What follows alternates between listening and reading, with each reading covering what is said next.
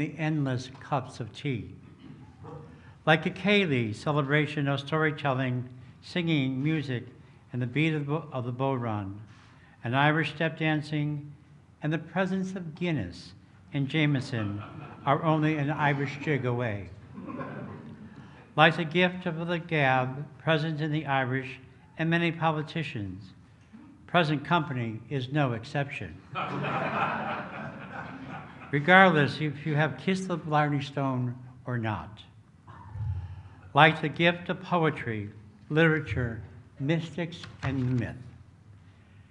And also like the beautiful concept of Anam Cara, soul friends, which our two nations have become over the years in a strong bond of hope, unity, and trust.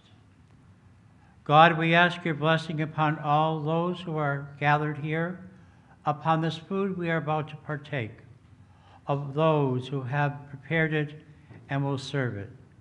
We ask your blessing also on those who have less than we do, especially the children of our nations, going to bed hungry tonight. And dear God, we are particularly mindful of the exiled people of the Ukraine, who are in need of hope and peace, healing, and safe passage. We ask all these in the name of the God of Abraham, the God of Isaac, and the God of Jacob. Amen. Amen. Well done.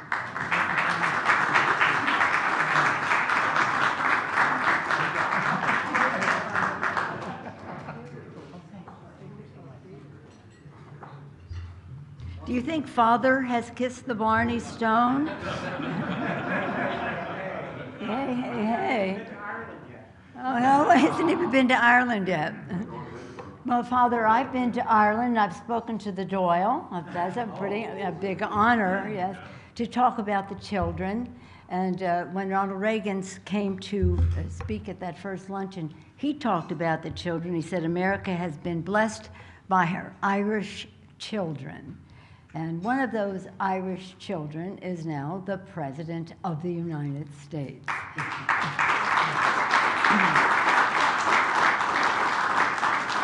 My wish for all of you is that you could have been there last night, and well, many of you were, to hear the President take pride in his Irish American heritage. He made us cry, almost. He made us laugh in our hearts, and he made us think. He made us think about what America is and what the Irish community means to our great country. And we could see how this great president came to be as a person who understands the beautiful diversity of our country, as I've said, because he respects his own heritage. He understands how we respect our own heritage as well. And he understands the dignity and worth of all people because his Irish heritage, in his case, was accompanied by a deep Catholic faith. He talks about his mother and father quite a bit, and don't keep the faith, spread the faith, right? That's your mom. That's your mom. So again, I think of another Irish president when I think of President Biden, and I've told him this. When I was young, I was in school, and I attended the Kennedy inaugurations. Many of you have heard me say this. And everybody in the world, practically, but certainly in our country ever since, knows what President Kennedy said about ask not to citizens of America, ask not what America can do for you. You know that whole sentence. But the very next sentence, and I say this to the president, the very next sentence, President Kennedy made this statement thinking of Joe Biden. To the citizens, to the people of the world, ask not what America can do for you, but what we can do working together for the freedom of mankind. And that is exactly what our president is doing, working together with respect for everyone, other countries in the rest, not in any condescending way or anything, but in a respectful collaboration. That sentence was made for you, Mr. President, at this time. When we were, many of us, in Munich to the security conference, we heard leaders of countries and foreign ministers, defense ministers, but heads of state, right? You shaking your head, say, thank you for your president, for bringing us together, for reinforcing the transatlantic alliance, and then even beyond that, and for helping us work together to help the people of Ukraine in a way that is unifying and not dictating. And so, again, with great pride, it is my pleasure to bring to one of America's children that God has blessed us with, the President of the United States.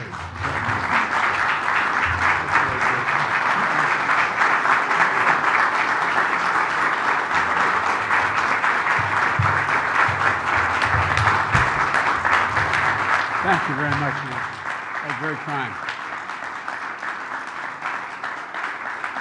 Thank you. Thank you, thank you, thank you. Thanks. Father, before I begin, bless me, Father, for I'm about to sin.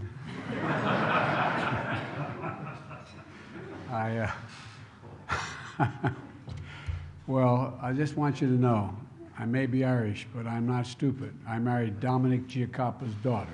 Okay? Right. Look, thank you very much, Nancy, for that very gracious and very over-the-top introduction. I appreciate it very much. You know, I just got off on the way up, before I came up here, I was on the Zoom, as we say, with the Taoiseach for about 45 minutes. And he's looking well, he feels well. He's tested positive, but he feels well. It looks good, and he wanted to, I know the ambassador's here to bring his regards, but he's really sorry he can't be here. And he was looking forward to it, as was his wife. You know, the good spirits and feelings as well that exist on St. Patrick's Day seems to be one of those few times, and not so I would say few, we should have more times like this where Democrats and Republicans get together and we actually not only agree on one thing, but we remind ourselves we actually like each other. And it's a useful thing. And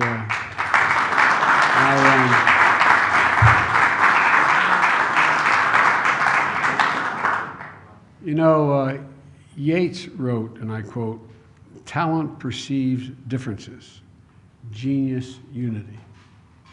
Talents perceives differences, genius unity. And you know, I think today we can add a fifth item to at least my unity agenda, and that's support of our relationship between Ireland and the United States, which is taking on an even more intense and cooperative form than it ever has because of Ireland's neutrality. On this issue, it brings together Speaker Pelosi, Leader McCarthy, Richie Neal, who is Irish, as we say where I come from belt buckle to shoe sole, and the leaders of both our parties and all the friends of Ireland. You know, I'm the proud son of Catherine Eugenia Finnegan Biden, and like so many Americans of Irish heritage, I love Ireland, and I was raised in a circumstance where you would have thought my whole family, they came in 1844 and 1845, but you'd think they'd all lived in Ireland the last 60 years, previous 60 years. There's, as I was talking to Taoiseach today, the Irish on St. Patrick's Day Irish Americans think they're more Irish than the Irish. And, but that's kind of how I was raised. Like so many Americans of Irish heritage, like other people of other heritage as well, it was imbued in me to be proud of my my heritage, and you know, the pride that was passed down generations in our family, even though they've been here since the mid-1800s. And it was this part of the air we breathed, especially up in Scranton, and where we lived with near my grandpa. My grandfather, Ambrose Finnegan, used to say, and I mean this, he'd say, Joey, if you're lucky enough to be Irish, you're lucky enough. Every time something bad happened, I go, I'm not sure. Anyway, but because being an Irish family, family was everything. My dad's expression was family is the beginning, the middle, and the end. And he meant it. But you know, the faith we share with one another and the resilience that we've all gone through, both in America and in Ireland, are ones that we've been knocked down sometimes, just knocked flat in our back. And my mom's expression for real was, Joey, get up. Just get up. Get up. It's a simple proposition. It was sort of the Irish of it. You just get up, no matter what. Dust yourself off and move. We're not the only culture that has that view, but it was imbued in my family. And the other one was that, and I mean this sincerely, my dad is, no one is better than you, and you're no better than anyone else.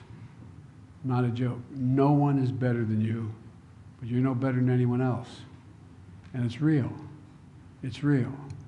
Because we were taught never, as my mother would say, never bow, never bend, never yield. But the truth of the matter was that in the days when my parents and grandparents were growing up in this cold country of Scranton, being Irish was less than a badge of honor. My great-grandfather Blewett, on my grandmother Finnegan's maiden name, was only the second Catholic ever elected to the Senate in the state of Pennsylvania, and that was 1907. Only the second one. The first one was in, I think, 1838 or 1840. The point was that, like many cultures, like many folks, where you came from was either viewed as an asset or a liability. And but the point is that everything that we were taught, and I'm sure all of you of Irish background and other backgrounds as well, were taught that it's all about striving for a better future, that you can do better, just simply do better, and and you can do it while you cherish the past. Now you don't have to forget the past or disassociate yourself from it, but cherish it.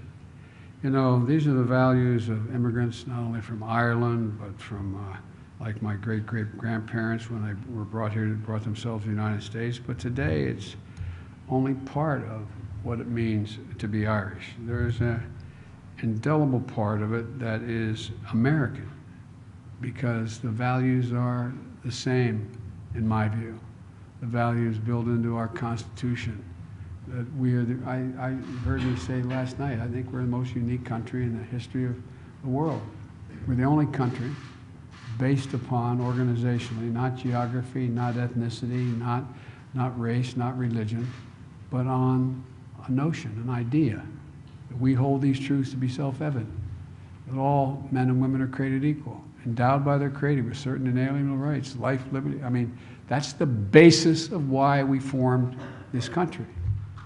No other country has ever been based on a notion like that. They've incorporated those notions, but the basis for their organization has been their ethnicity, their religion, their geography, whatever, but not here. And I know I say it, and many of you say it, and I think people wonder whether we really mean it. I really think the source of our strength is our diversity. The source of our strength is our diversity. And, the values that immigrants from Ireland brought, but they're, as I said, they're not only Irish values, they're values, I think, of the vast majority of immigrants who come to the United States. And I'm proud to say that the bond between Ireland and the United States, by the way, has grown deeper and stronger over the years, for real. And we've navigated a once-in-a-century pandemic together. We've grieved the loss of too many people in both our countries. And we worked to rebuild our economies and taken on the challenge of renewing and strengthening our democracy. Because, again, I apologize for repeating myself, but I know many of you heard me say, I think we're at an inflection point in history. I think, and I mean that sincerely, and it occurs every several generations. I think we're in a genuine struggle between autocracies and democracies, and whether or not democracies can be sustained. And I'm going to be speaking to President Xi tomorrow, and he'll remind me that I told him, he remembers every damn thing I've said, unfortunately. But all kidding aside, we talked about the idea, he does not believe democracies can be sustained in the 21st century. Because things move so rapidly, technology is changing so much, democracies don't have time to arrive at consensus. That's why autocracies will succeed. Well, you know, and now, you know, you have Ireland stepping up not only in terms of their relationship with us, but, you know, the Good Friday agreements, build on the political and economic progress that we've made together. And I know some criticize me, but I've had a good relationship with the Prime Minister of Great Britain, Boris. We always kid each other when we see each other, but the point is that I've made it clear that I don't think I just speak for myself. The Good Friday agreements are firmly, firmly, firmly, firmly supported here in the United States, and we insist that it occur. They can be maintained, because it's not too hard.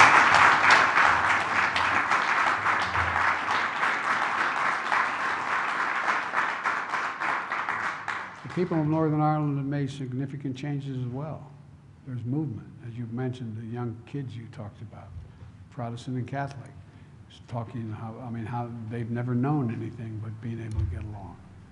I remember the first time on my parents' 50th wedding anniversary, my brothers and sister, we got together and gave and we can work something out for you, Father, we gave my parents a trip to Ireland. But it coincided, I was going over the Stormont talks. And so they said, you take him, Joey.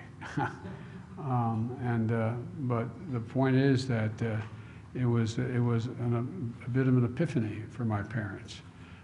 They thought to hear all the stories from their ancestors about this, that, and the other thing, some of it apocryphal, some of it real.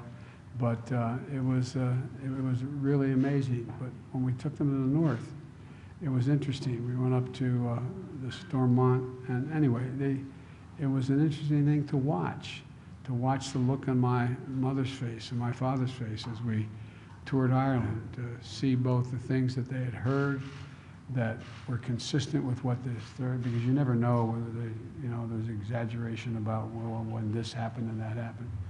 But they came back more hopeful than they had ever been, as opposed to, and that was a while ago. My generic point is that, now you have Ireland and Great Britain, and the Republic standing together against a murderous dictator, a pure thug who is waging an immoral war against the people of Ukraine. And by the way, the Republic is paying a big price for this, a big number for supporting the strategy, for supporting the sanctions, including aircraft, a whole range of things. It's not a minor contribution they're making to this effort. It's significant. Ireland and the United States are working together for the first time now. They're on the United Nations Security Council. Ireland's a part of the Security Council now, and the European Union. And Putin is paying a big price for his aggression, and they are part of the reason this cost is going so high. That's a little bit, everybody talks about Germany having stepped up and changed their notions about being more leaning forward, and they have. Well, so is Ireland. So is Ireland, a neutral country. Ireland has stepped up and taking a hit for what they're doing. And you look, ladies and gentlemen, the relationship between Ireland and the United States is a dynamic and I think essential partnership that as much as it has ever been. And, it's sustained and strengthened by the Friends of Ireland in this room and all across the country. And, the connections that link our people stretch back through history, and they well forward, I believe, for the future. We share a common goal for a future of greater peace, greater hope, greater security, and a greater sense of who we are as a country. And you know, my mother's expression, gotten from her grandfather, was, you know, as long as you're alive, you have an obligation to strive, and you're not dead till you've seen the face of God. That's what I think of when I think of Ireland. All the troubles they've been through, they have never, ever, ever quit. Never, ever, ever, ever quit. Not once. They've gotten up. And now they're beginning to at least have the benefits of all the hard work and labor they've engaged in.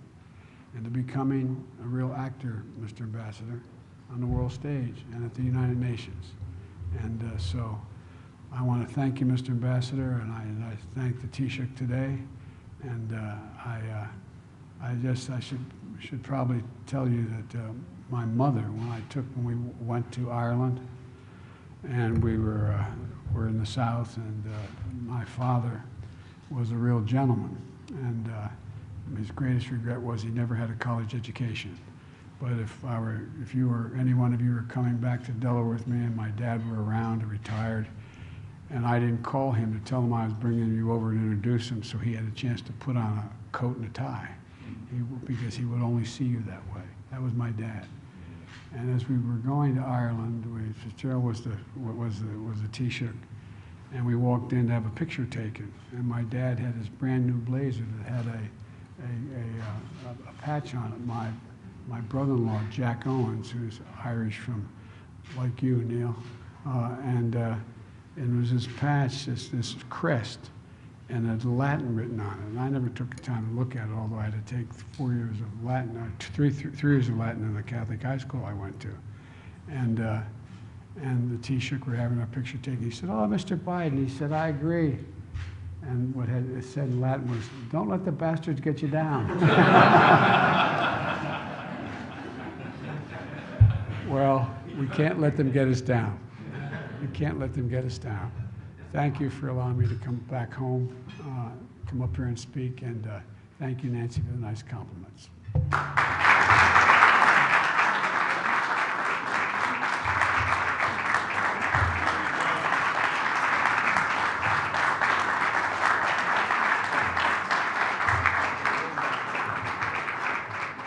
As the president has to make a clean exit to go back to work, I wanted all of us to lift our glass to toast the president on this St. Patrick's Day.